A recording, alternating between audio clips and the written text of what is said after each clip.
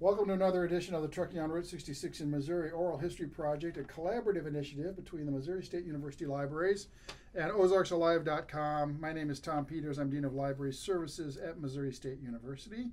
My colleague on this oral history project is Caitlin McConnell from OzarksAlive.com. This project is made possible in part by a grant from the Route 66 Corridor Preservation Program of the National Park Service. Today's date is Thursday, March 29th, 2018. My special guest today is Victor Matthews, Dean of the College of Humanities and Public Affairs at Missouri State University. Dr. Matthews, thanks for meeting with me. You're quite welcome. And we are here in his office on the campus, the Springfield campus of Missouri State University. So, Victor, if I may call you Victor. I get so formal. I know. Your father was a supplier of tires and rims to the trucking industry, is that correct? Well, he worked for Sears. Oh. And I've got a picture there showing you where his office was. Okay, let me see if I can get this into the... It would have been about 1960. All right. And that's an El Camino, which he loved, El Caminos? Oh, God. He had a dozen of them over the years. He'd drive them for a while, trade it off, and get another one because he just couldn't be without it. Uh-huh. But what was nice about it was you could put a good-sized truck tire in the back. Can I show this picture then? Sure, sure. So here's an El Camino with a... That's a little newer model. Newer, and that doesn't look like Missouri in the background. No, he would also take tires out to his brother who lived in Colorado. Okay. But that's sort of one reason he liked El Caminos, because you could put a big old tire back there. There you go. Yeah. All right. And so he... let me back up and talk about it. Right. We moved back to Joplin in 1957.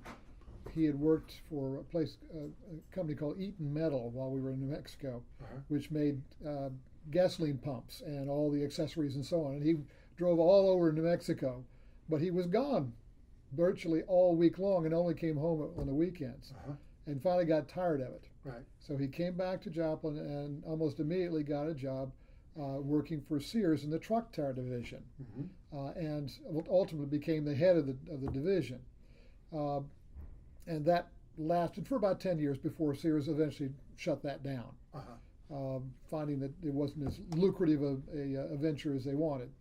So I didn't even know Sears had a truck tire division. And a lot of people didn't. Yeah. But he had a territory that covered most of, all of southwest Missouri up to Kansas City, and then down well into Arkansas, over in Oklahoma, and over in Kansas. Oh, okay. So he would drive all over the place to visit the various truck companies and tire stores. One time there was like 30 tire stores here in Springfield. So he would make his rounds and not only sell the tires, of course, but also the tubes and the accessories for the rims, and also for busting the tires. Right. You know what busting means? To get the old tire off. That's right. Yeah. But in the old days, today, if you go into a car agency, they'll bust the tire off on a machine. Right. For a truck tire, though, you had to have this great big crowbar. Yeah. And I remember he had a guy who was his truck buster. Yeah. A tire buster. Yeah. And he would follow around when a tire was shredded and would replace it. Yeah. But they wanted to, of course, save the rim, so they had to get what was left of that tire off. Right. And then either pitch it or take it back in to be retreaded. Yeah. So when you see an 18-wheeler, that's usually you see the remnants of the tire. You know, it's spewed across the road. And you don't see it as much today. Yeah. It used to be, before they got a better process, that every time a retread was on there and it started to heat up, the tread would separate. Yeah. And that's where you would get these long pieces Yeah. that you'd find on the road, and they became quite a hazard. Yeah. And eventually they did some regulation and got a better process. Yeah. So he was basically providing tires and rims to the entire region, it sounds like. Pretty much, for Sears. Now, obviously, for Sears, Firestone and other places were also providing tires, but Sears had the bulk of the orders, especially for places like Jones Trucking, for instance. Jones out of Arkansas. Yeah, out of I want to say Springdale or Springdale. Yeah, that's right. He'd go down there an awful lot. He would deal with Jones. He also dealt with a guy named Alan Burba, who was more of a smaller operator, but he B-U-R-B-A? B-U-R-B-A. Burba? Okay. Yeah. I don't know if he's long gone by now. Right. But I remember meeting his son, and so it may be that he kept it going. All right. A lot of truck firms in that era, there was deregulation, and that it just changed the trucking industry quite a bit. Well, sure. You've got individual operators, and they might have one or two trucks. Right. But they eventually couldn't compete against Jones and other large operators. Yeah.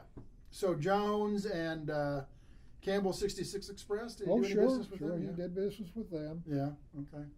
And, also, here in the year 2018, it might be hard for listeners and viewers to understand that companies like Sears and Roebuck and J.C. Penney and Montgomery Ward and Firestone were perfectly legit, fine, vibrant companies back in the 60s and 70s. Yeah, before the internet world. Right, and a lot of them now are on the ropes, or but Sears was a major retail store. It was the retail store in Joplin. Yeah, and they had a big catalog business. I don't know if you could buy a truck tire from the catalog. Of course you could. You could buy anything.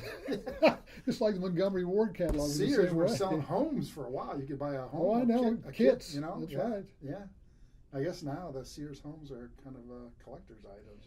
I've seen some things on television. Yeah. In the Antique Roadshow. Yeah. Or sometimes American Picker sometimes even talks about it. If a Sears home comes on the market, it's like a thing, So I am assuming he has stories that he would tell around people. Well, some of which he could talk about. The language that these guys, the truckers, had was pretty colorful. Yeah. Which I might imagine. Yeah. Actually, not just with the trucking companies, but also other kinds of operators. He had a real big business with the O'Brien chicken processing plants down in McDonald County. Now, eventually they were bought out by Tyson's. Right. But I can remember driving down there and talking to people like Don O'Brien and Harold O'Brien, who had a number of different chicken plants down there. Yeah.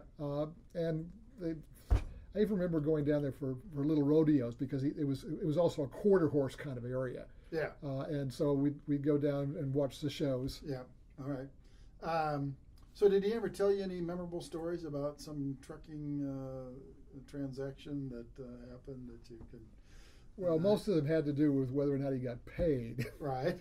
Yeah. So some of the firms were a little slow to pay? Just a little bit. Yeah. And that was probably the hardest thing he had to do, is to go and collect. Oh, really? So he was required. Sales calls. He'd make the sale, then he'd have to swing back and circle back. Yeah, because that was part of the job. Yeah. So a lot of truckers, I mean, I don't know a lot about the trucking industry, but it was very competitive. Cutthroat might be another word you want to use. Well, yeah, and without the regulation we have today in terms of the number of hours you could drive. Right. And it was much less regulated. And for the drivers, they were, when they were on the road, they had this was even pre-CB radio days. You had no direct communication instantaneous. There was no. No, there you'd wasn't. Have to stop. The closest thing would be just signals based on the horns. Yes, and they even had hand signals that they would use to let if there was a highway patrolman up ahead. Of course. Or whether but the CB radio really changed that whole thing. Yeah, CB. And that started in the '60s. Yeah. And I don't think the CB. They're still around. I think. I don't know. Well, my dad had one. I remember. Yeah, but they were really popular, especially in the early '70s when I was in high school. Well, and it was really helpful to him because he could communicate with the truckers and find it if they were having a problem. Yeah. And then track it down. So would he actually go out if a trucker had a tire or rim problem of some sort? He'd go out to the site. And sometimes he had to. Yeah. It depended on whether his buster was busy with another site. Yeah. But I remember a lot of evenings that I went out with him, and all it was taking care of that trucker so he could get back on the road. Yeah. And of course, that's the way he maintained sales, is that kind of service. Right. So if you serve the individual, then when they get back to the trucking firm or whatever it is, no matter how large or small it is, then they say, Well, there's the point. I can remember walking in with him to Jones, for instance, and and him talking to Old Man Jones. Yeah. And he was always welcomed because they knew they could trust him. Yeah. And they knew that if he said something, that would be the way it would be, and he wasn't going to jump the deal or anything like that on him. Yeah. So it was strictly tires and rims, though, huh? Pretty much tubes sometimes. Yeah. Okay. You know, did you get a sense over the years that the trucking industry in the south, in that region of Southwest Missouri, part of Kansas, part of Oklahoma, sort of the western Ozarks, I'd say, you know, northern Arkansas, was growing? That it was, you know, it was the demand for truck tires was increasing. Oh yeah, Yeah. oh yeah. What eventually got Sears out of the business was that they were undercut by other firms, and they didn't adjust. Yeah. But for a time, he had a huge business. Yeah. And a lot of it was just because there were, well, new businesses like the chicken processing that was coming into the area, and that added additional accounts. Yeah. And the result was that you didn't have to depend just on truckers, but also firms, these companies that had large transport trucks. Yeah. And so that was a growth area for him, was almost like out to the chicken processing places. Chicken, turkeys, all that kind of all stuff. kinds of manufacturing, Mm-hmm. Like wholesale Well, and of course, grocers. you're also in the era there of, the interstate had just really been built. Yeah. And the result was that's where the truckers were going to go, is down 44. Yeah. Because 66 was beginning to be shoved aside. Yep. Once that had taken place. Yeah. That and the Oklahoma Turnpike. Yeah. Does he have any? Did he ever have any memory? I mean, did he ever talk about just driving around? That what? Oh, no. His accounts were already assigned. Yeah. Now, it didn't mean that sometimes they didn't give him word of mouth. Hey, you got to go see this guy. Yeah. Or he might well ask, is there another tire shop that's just open, or is there a new firm here that I should have a look at? Yeah. Now, of course, because these were competitors, it would be more likely that it would be, my brother is starting up over here. Yeah. Or my uncle, or something like that. Would for him, what was the competition back then? Was it Firestone and Goodyear? Yes. Those two. Those were the two that between Sears, Firestone, and Goodyear, they had 90% of the market or something. Pretty much. Pretty much. Yeah. Did he ever talk about the competition? Was there ever? Was it as was the tire and rim business as cutthroat as trucking itself? Or? He didn't talk about that very much, but then he knew those guys too. Right. He had actually worked at Goodyear before we went out to Albuquerque. Oh yeah. And for the trucking firms, how did they normally operate? Would they sort of spread their business around? So they were always looking for a good deal. Well, yeah, but would they sort of avoid putting all their business to one supplier, because, sometimes there's some advantages of sort of saying, well, you'll get 60% of my business, and you'll I think what 30%. It came down to more was the quality of the tire. I do remember Dad talking about that, really? And saying that his product was better than some of the others. And it's interesting. My father never went to college, but he was somebody who was very much into attention to detail. Partly because, of course, he'd been a salesman for much of his life, and he had sold not only truck tires but also the gas pumps. And before that, he had worked for Robinson Equipment in Joplin, which sold all kinds of tool and die things. So anything mechanical. And he was a good mechanic himself. So he could really gauge the product and how much life you would be able to get out of that tire. And he was able to, he studied. I mean, there were books and so on and classes you could go to. But he was a good student of the product. Yeah. And he could really let them know how this is better than that one. Yeah. And you can try it for a while, but I guarantee you're going to come back to me because I'm going to give you a longer lasting and a better product. Yeah. And trucks, would truck firms keep track of, we put these tires on March 28th, and we got so many miles out of them, and of course, that's before the computer. Yeah. So if they did it, it would have had been a ledger sort of thing. Yeah. And I think probably the larger firms probably did that because of the bulk of the number of tires that they were buying. Right.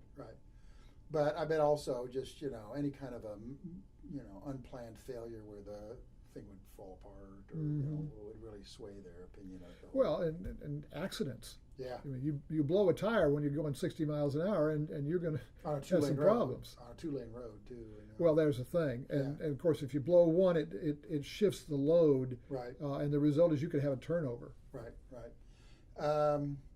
So let's talk about sort of like the truck line owners and, you know, the VPs and stuff like that. I mean, I've heard that they were a lot of them did not have college educations. No, they're straight out of the military. Yeah, they learned in the school of hard knocks. They were very motivated, very driven, pardon the pun. Well, that was the time. Yeah. This was a boom time for America. Yeah.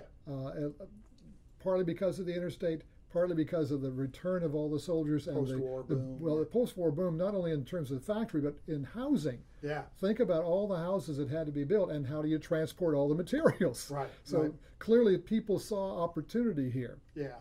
And I don't know for a fact, but I wouldn't be surprised if you looked at freight hauling, I don't know how they measure it, per mile or something, per ton per mile, or that this was also a time when the railroads were losing tonnage miles. Well, and the trucking firms were gaining tonnage miles. Well, because the railroads weren't going all the places where things had to be delivered. And, you know, it was also the time when grocery stores, supermarkets had started. And so again, here's another product that had to be transported. Yeah. So the grocery wholesale business in town on the east side there, right, is Associated Grocers. Associated Groceries. Associated Groceries. This was kind of their growth period, was, you know. Oh yeah, that's probably when they started. If you go to the company records, I'll bet you 1950s, 1960s, that's when they're going to start. Yeah, yeah. So did your dad ever tell any, you know, just kind of funny or salty stories about some encounter he had with a trucker or keep in mind, the owner of a trucking firm? We're talking late 1950s, early 1960s. I'm only 10 or 12 years old at that point. And did you have siblings? No, I'm the oldest. Oh, okay. So yeah. So what I heard, and I heard plenty of salty language, but he would not go into things about prostitutes on the road and that kind of stuff. Right. But you'd hear some stories. Of course. Yeah. Of course. Yeah. And as I got older, he began to share a little bit more of that kind of thing with me. Yeah. Can you share any with them with us if you need to kind of water it down a little bit? Or, Oh my! I don't know that it would be for family viewing. Yeah, well, you know, like one story I've heard is that Frank Campbell was, you know, school of hard knocks, very pragmatic, but he liked to gamble. Well, yes. And what he would do sometimes is if he were losing gambling, he'd come over to the office and take some money out of petty cash. Yeah. And then his chief financial officer gently said to him one day that if he took any money from petty cash, just put a note in there saying how much you took. Yeah. I owe you. Yeah, just let me know, because I have to reconcile the books. So, you know, maybe a couple of weeks passed, and then Frank,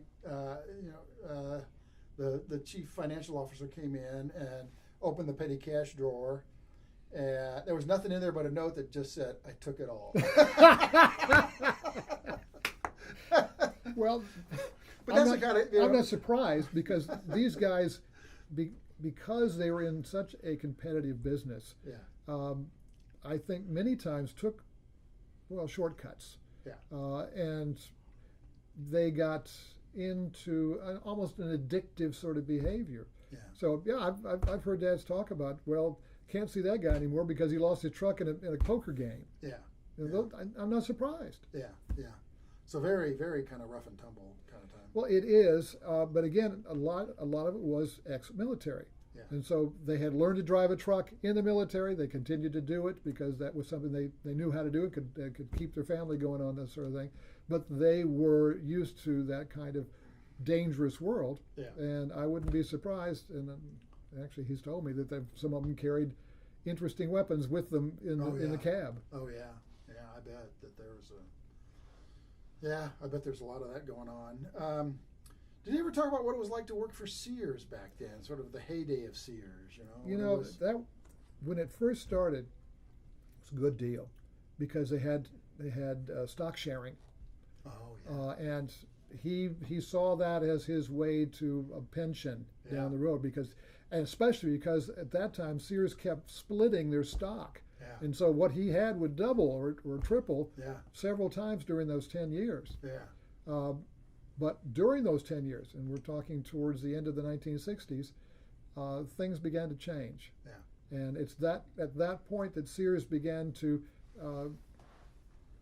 make decisions on what was the most profitable divisions, right, and what was costing them too much. Yeah. And that's when Dad ultimately, he was told one day, we're going to just shut it down. Really?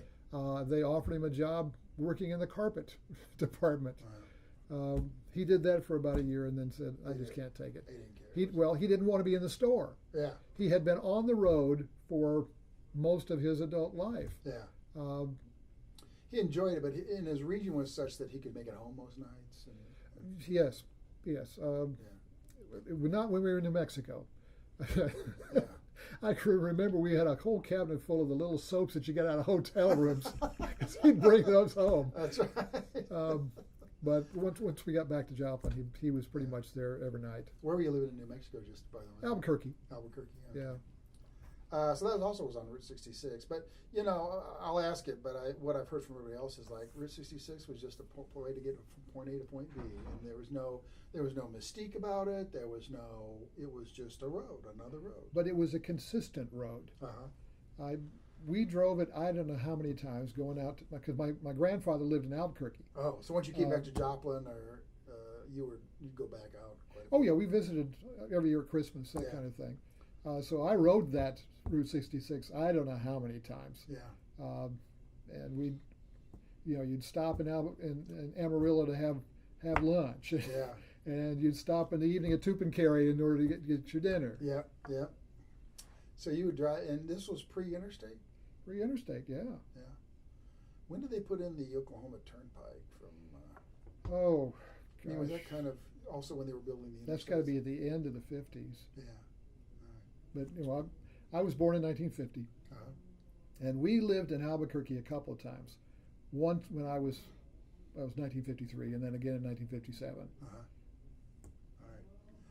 All right. Did you ever talk about? So he'd worked in New Mexico and he'd worked in the Ozarks. Did you ever talk about sort of the Ozarkers as a people? Are they Well, since he was born in Joplin, he was part of that he culture. Was an Ozarker. Did you ever sort of say, they're nicer than people in New Mexico, or they're... Well, he didn't like Mexicans.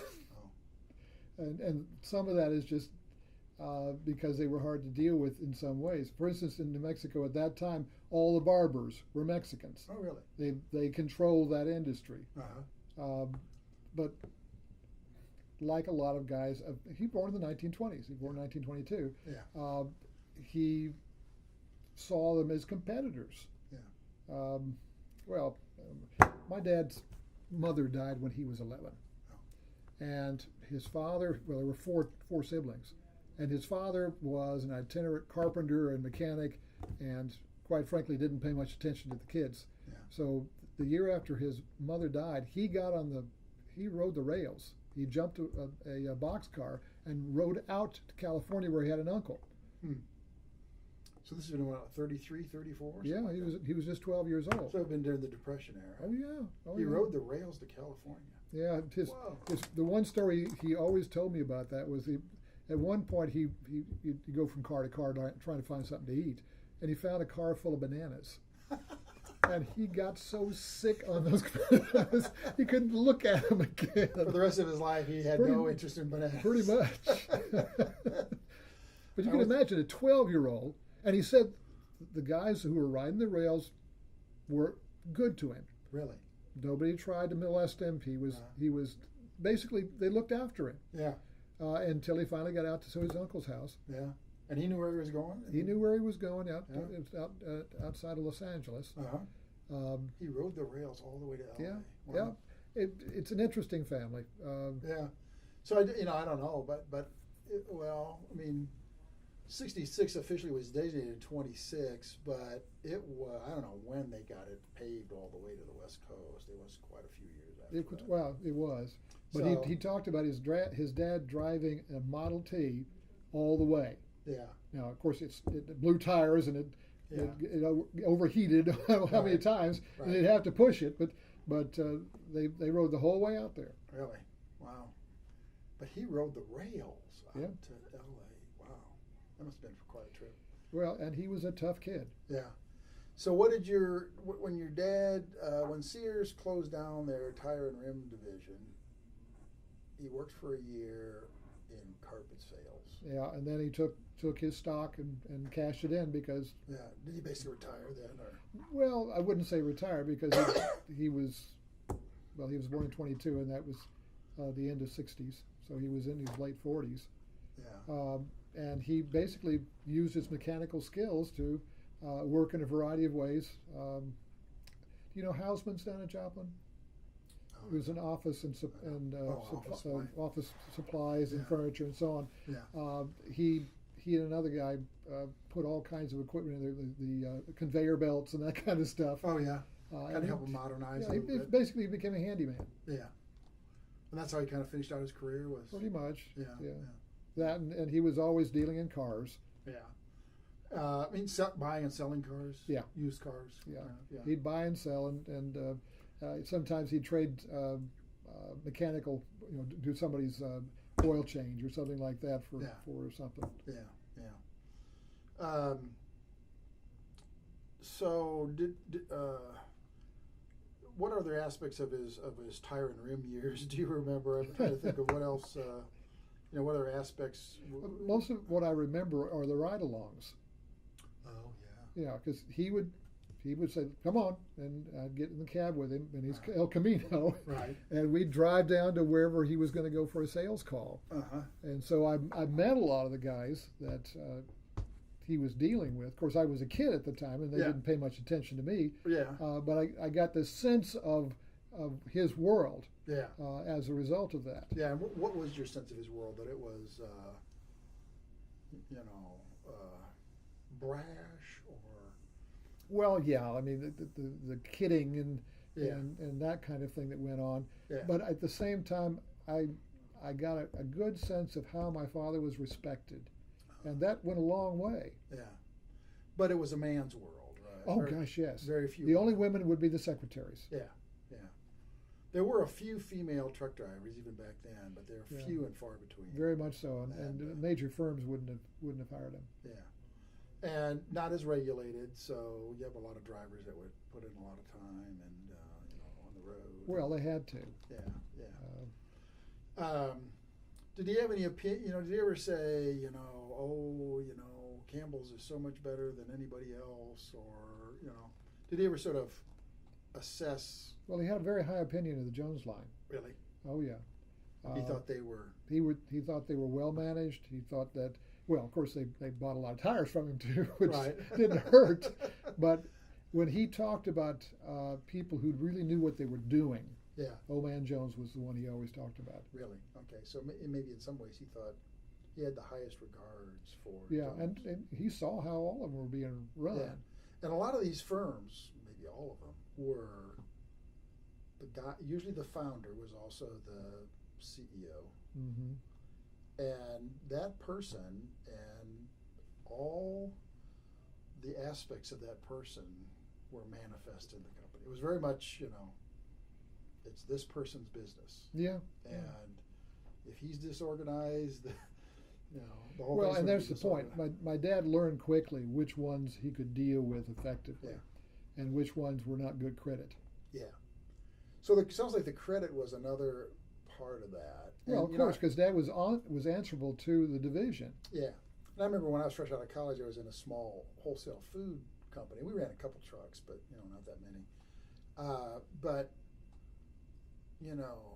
every supplier, every customer whether they wanted to or not. Now we have the national credit ratings, but everybody knew who was a little bit slow to pay, who was quick to pay, who was reliable, who was iffy.